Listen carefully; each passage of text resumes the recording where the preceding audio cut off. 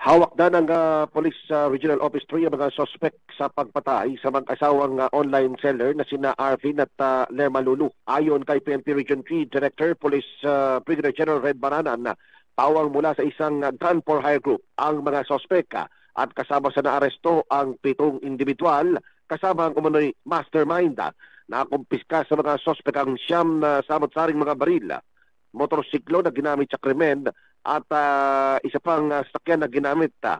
Lumalabas sa inisyal na investigasyon na ang mga suspect kay miyembro nga ng Gun for Hire Group ay nakabase sa Nueva Ecija na sangkot di umano sa 12 kaso ng murder cases sa Central Luzon.